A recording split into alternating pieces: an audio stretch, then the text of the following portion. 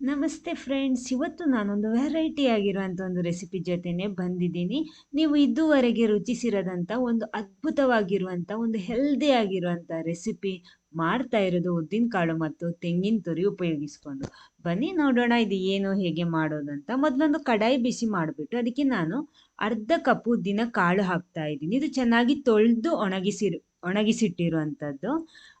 ಆಮೇಲೆ ಇದಕ್ಕೆ ಅದೇ ರೀತಿ ಅರ್ಧ ಕಪ್ ಅಕ್ಕಿ, ನಾನಿಲ್ಲಿ ಬಾಯ್ಲ್ಡ್ ರೈಸ್ ತಗೊಂಡಿರೋದು, ನಿಮ್ಗೆ ಯಾವ ರೈಸ್ ಆದರೂ ತೊಂದರೆ ಇಲ್ಲ. ಅದು ಅದೇ ರೀತಿ ಚೆನ್ನಾಗಿ ತೊಳೆದು ಒಣಗಿಸಿಟ್ಟಿರೋದು ಆಗಿರಬೇಕು.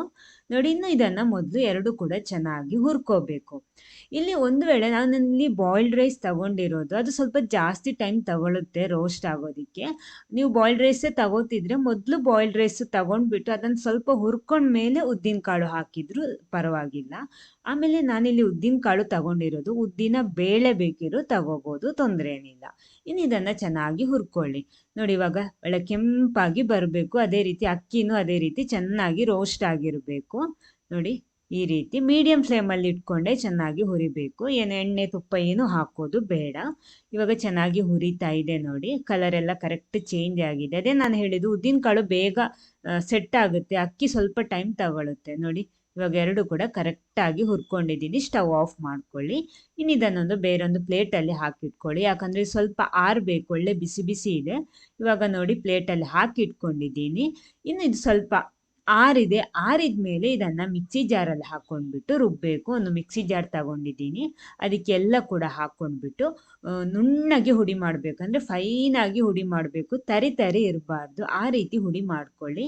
ಎಲ್ಲ ಕೂಡ ಸೇರಿಸ್ತಾ ಇದ್ದೀನಿ. ನೋಡಿ, ಒಳ್ಳೆ ಕೆಂಪಾಗಿದ್ರೆ ಒಳ್ಳೆ ಫ್ಲೇವರ್, ಅಂದರೆ ಒಳ್ಳೆ ಪರಿಮಳ ಬರುತ್ತೆ. ಅದು ಉದ್ದಿನ ಕಾಳೆಲ್ಲ ಕರೆಕ್ಟಾಗಿ, ಅಂದರೆ ಜಾಸ್ತಿ ಕಪ್ಪಾಗಬಾರ್ದು, ನಾರ್ಮಲ್ ಆಗಿ ನೋಡಿಕೊಂಡು ಹುರಿಬೇಕು. ಇನ್ನು ಇದನ್ನು ಹುಡಿ ಮಾಡಿ ತರ್ತೀನಿ ನಾನು. ನೋಡಿ, ಈ ರೀತಿ ಫೈನಾಗಿ ಹುಡಿ ಮಾಡಿಟ್ಕೊಂಡಿದ್ದೀನಿ. ಸ್ವಲ್ಪನೂ ತರಿ ಇರೋದು ಬೇಡ, ಆದಷ್ಟು ಹುಡಿ ಮಾಡ್ಕೊಳ್ಳಿ. ನೆಕ್ಸ್ಟ್ ಒಂದು ಕಡಾಯಿ ಬಿಸಿ ಮಾಡಿಬಿಟ್ಟು ಅದಕ್ಕೆ 1/4 ಕಪ್ಪು ಬೆಲ್ಲದ ಪಾಕ ಹಾಕ್ತಾ ಇದ್ದೀನಿ. ಅದರ ಜೊತೆ ಅರ್ಧ ಕಪ್ಪಿನಷ್ಟು ತೆಂಗಿನ ತುರಿ ಕೂಡ ಸೇರಿಸ್ತಾ ಇದ್ದೀನಿ.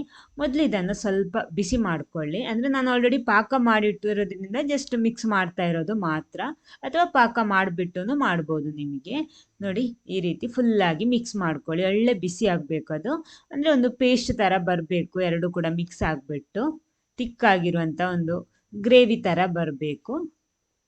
ನೋಡಿ, ಈ ರೀತಿ ಇದಿವಾಗ ರೆಡಿ ಆಗಿದೆ.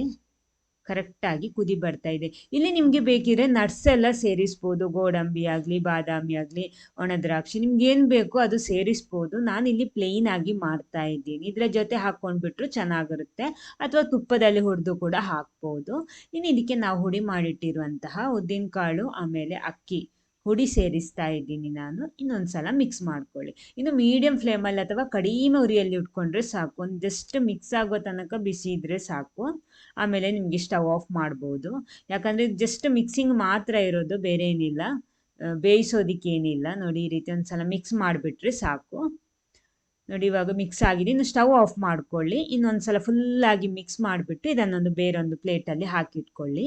ಫುಲ್ಲಾಗಿ ಒಂದು ಸಲ ಮಿಕ್ಸ್ ಆಗಲಿ. ನೋಡಿ, ಇದು ಸಾಕು. ಇನ್ನು ಸ್ವಲ್ಪ ತುಪ್ಪ ಕೂಡ ಒಂದು ಹದ ಬಿಸಿ ಇರುವಾಗ ತುಪ್ಪ ಸೇರಿಸಬೇಕು. ಯಾಕಂದ್ರೆ ನಮಗೆ ಕೈಗೆ ಮುಟ್ಟುವ ರೀತಿಯಲ್ಲಿ ಇರಬೇಕು. ಒಳ್ಳೆ ಬಿಸಿ ಆದರೆ ನಮಗೆ ಮಿಕ್ಸ್ ಮಾಡೋದಕ್ಕೆ ಕಷ್ಟ ಆಗುತ್ತೆ ಅಲ್ವಾ. ಆದರೆ ಫುಲ್ಲಾಗಿ ಆರಿರಬಾರ್ದು, ಹಾಗಿದ್ರೆ ಉಂಡೆ ಮಾಡೋದಕ್ಕೂ ಆಗಲ್ಲ. ಆದ ಕಾರಣ ನೋಡಿಕೊಂಡು ಸ್ವಲ್ಪ ಕೈಯಲ್ಲಿ ಮುಟ್ಟುವಾಗ ಲೈಟಾಗಿ ಬಿಸಿ ಇರಬೇಕು. ಇನ್ನು ಸ್ವಲ್ಪ ಸ್ವಲ್ಪ ತುಪ್ಪ ಹಾಕ್ಕೊಂಡಿದ್ದೀನಿ. ನೀವು ಇದು ಸ್ವಲ್ಪ ಉಂಡೆ ಮಾಡೋದಕ್ಕೆ ಆಗೋದಿಲ್ಲ ಅಂತ ಇದ್ದರೆ ತುಪ್ಪನ ಮೆಲ್ಟ್ ಮಾಡಿ ಹಾಕ್ಬೋದು. ನಂದು ಇದು ಕರೆಕ್ಟ್ ಇದೆ, ಆದ ಕಾರಣ ಈ ರೀತಿ ನೋಡಿ ಕರೆಕ್ಟ್ ಉಂಡೆ ಮಾಡೋದಕ್ಕಾಗುತ್ತೆ. ಎಲ್ಲ ಹೆಲ್ದಿಯಾಗಿರುವಂತಹ ಉದ್ದಿನಕಾಳು ಅಕ್ಕಿಯಲ್ಲಿ ಮಾಡಿರುವಂತಹ ಲಡ್ಡು ರೆಡಿಯಾಗಿದೆ. ಇದಕ್ಕಿಂತ ಹೆಲ್ದಿಯಾಗಿರುವ ಲಡ್ಡು ಇದೆಯಾ? ರುಚಿ ಅಂತೂ ಅದ್ಭುತವಾಗಿರುತ್ತೆ. ಮಿಸ್ ಮಾಡಬೇಡಿ, ಒಂದ್ಸಲ ಟ್ರೈ ಮಾಡಿ, ಟೇಸ್ಟ್ ಮಾಡಿ, ಹೇಗಾಗಿದೆ ಅಂತ ಫೀಡ್ಬ್ಯಾಕು ತಿಳಿಸಿ. ಫಸ್ಟ್ ಟೈಮ್ ಚಾನಲ್ ನೋಡೋರು ದಯವಿಟ್ಟು ಚಾನಲ್ ಸಬ್ಸ್ಕ್ರೈಬ್ ಮಾಡಿ. ಫೇಸ್ಬುಕ್ ಪೇಜಲ್ಲಿ ವಿಡಿಯೋ ನೋಡ್ತಾರೆ, ಪೇಜ್ ಫಾಲೋ ಮಾಡಿ. Okay, thank you.